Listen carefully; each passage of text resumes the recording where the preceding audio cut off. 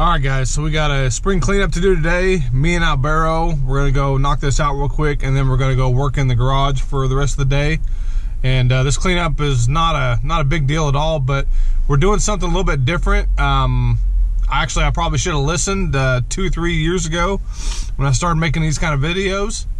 But one thing we found that's actually working a lot better is we're taking the 52 walker and the bagger. So we're taking the mulcher and the bagger, we're mulching first and then bagging. And it's funny to me because I got a lot of comments about it a long time ago about doing that. You'll save a lot of room. And I was like, I just don't see you're gonna save that much. You end up saving a lot of room.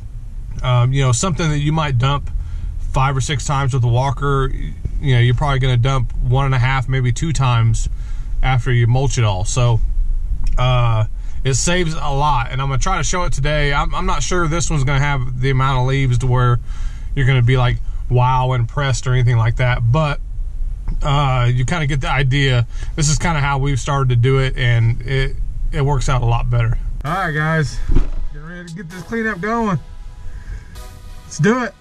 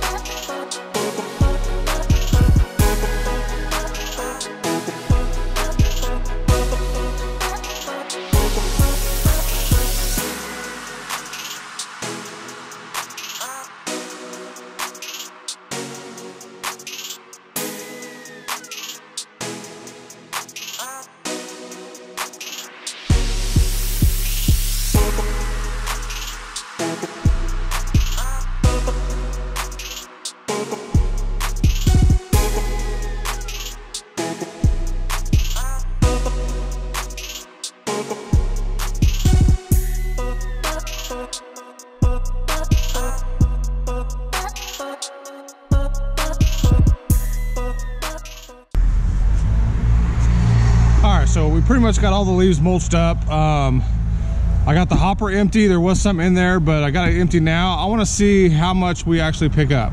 I think we probably would have picked up somewhere around 1.5, maybe two boxes full. So just kind of guessing. Let's see how much we pick up now.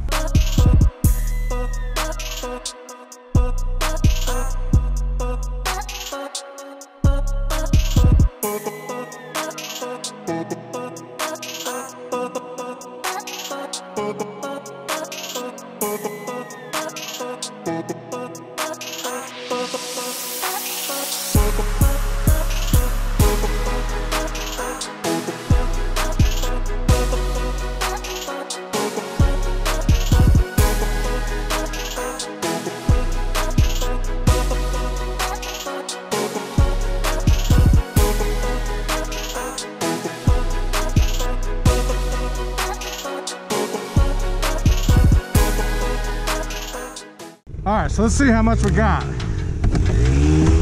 Oh, almost a full one.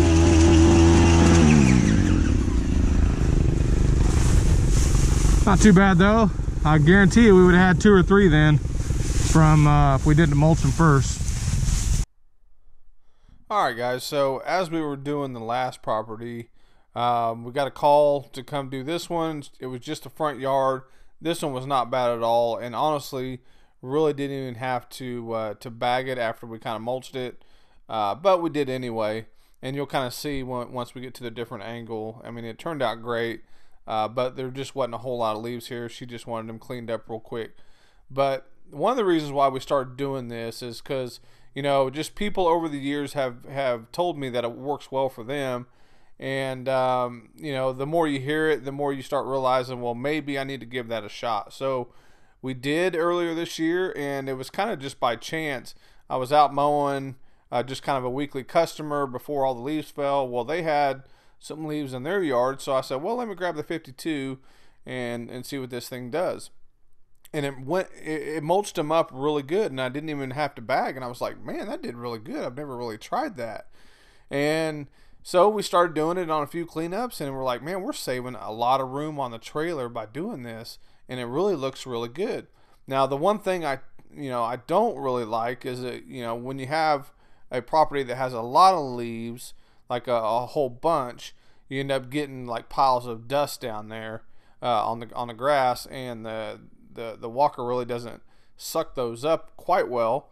So on those, what we do is we just take a blower and kind of you know, do like a final little touch up with those.